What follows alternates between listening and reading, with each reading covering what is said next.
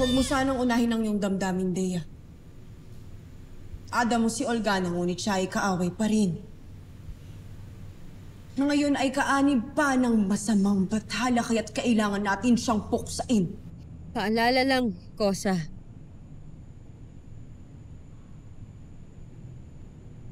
Hindi natin kalaban ng isa't isa dito.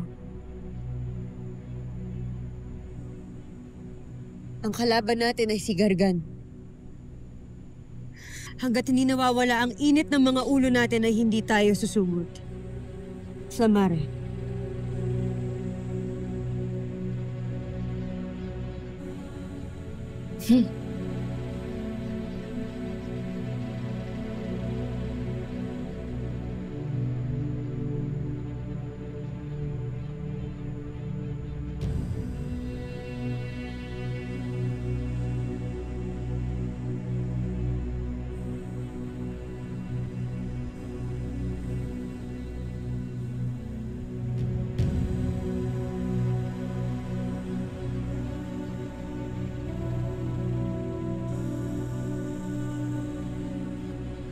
Tira, ikaw ba?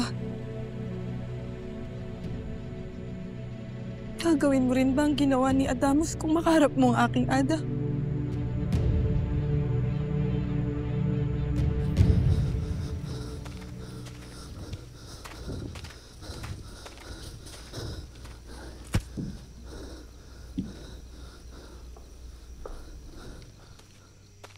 Paumanhin, mahal na Ara. Ngunit, malayo pa ba tayo? Oo, malayo pa. Kaya't ipagpatuloy ang paglalakbay. At tugpayin ang landas na iyon.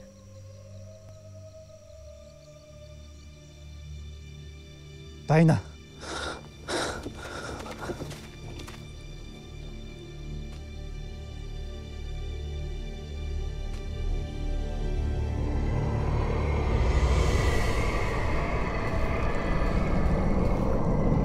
Mahusay, hari ng Encantadia. Alinlang mo sila. Mahusay.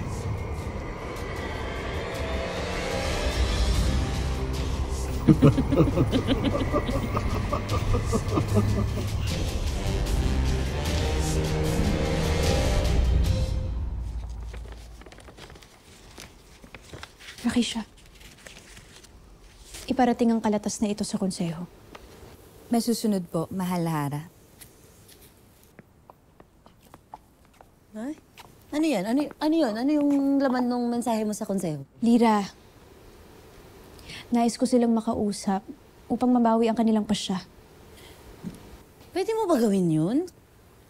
Hindi ba konseho yung gumagawa ng batas at nagdedesisyon ng mga bagay-bagay dito sa Sapiro? Ngunit kalabisan na sila ang magpasya para sa aking sarili. Armea, pwede bang makinig ka muna sa akin? Kahit bilang nakakatandang kapatid mo lang, hindi tulad ng Lireo dito sa Sapiro. Sa Lireo, babae ang namumuno, babae ang nasusunod. Pero dito sa Sapiro, iba ang nakasanayan. Makapangyarihan talaga ang konseho dito sa lupaing ito. Alam mo pwede mo gawin? Unahan mo yung konseho. Ha? Oo, unahan mo sila. Ikaw ang maghanap ng lalaki na mapapang-asawa mo, magiging rama mo. Pero dapat yung lalaking walang interes na manduhan ka. Dapat yung lalaking hindi maghahari-harian dito sa Sapiro. Sigurado ako, for sure naman merong ganong lalaki. At kapag nahanap mo na siya, hayaan mo ang puso mo ang magpasya. Kung kaya mo bang matutunan na mahalin siya, yan lang ang magiging payo ko sa'yo bilang ate mo. Gusto mo tulungan kita? Hanap tayo ng lalaki. Saya! Papa-audition ako. Yung TD. TDH? Ay, naalala mo yung TDH, ha? Mali mo. Game? Bilang pinakamalapit sa akin, hinihintay ko ang iyong kasagutan. Kung ako ang nasa katayuan ni Adamus nun, yun din ang gagawin ko. Papaslangin ko ang kalaban para iligtas ang sarili ko.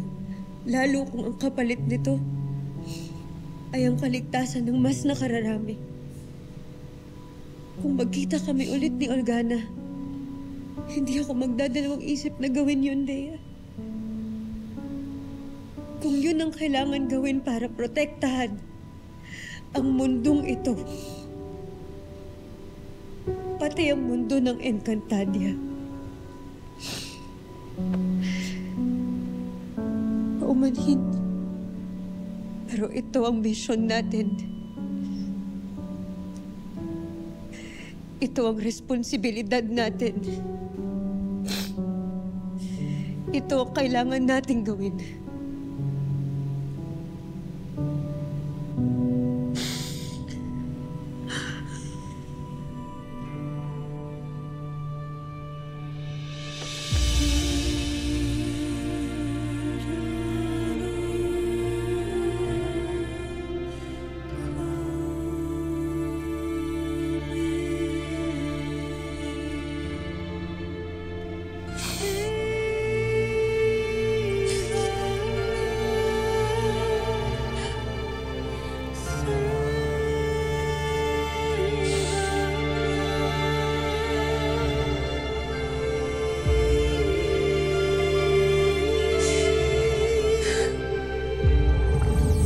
Kailangan ng Hara na kami ay pinatawag. Tinatanggap ko na ang inyong hiling na ako ay mag-asawa na. Ngunit sa isang kondisyon. Ako ang pipili ng lalaki na nakarapat-dapat para sa akin at para sa trono ng Sapiro. Nababasa ko sa iyo na ikaw ay nasasaktan at napupuno ng hinanakit nila lang.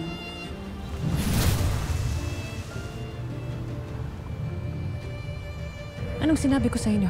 Hindi ba't sarado na ang lagusan ng Balaak? Kaya't paano pa makakatakas si Hagol? Tama ka. Ipagbigay alam ito sa aking kapatid. Nakalabas na si Hagor. Narito tayo sa kinaroroonan ng mga sangre. Paslangin ng lahat ng mga sangre. Isang babala. Tana, Krishna! Natuntun na tayo ng mga kalaban.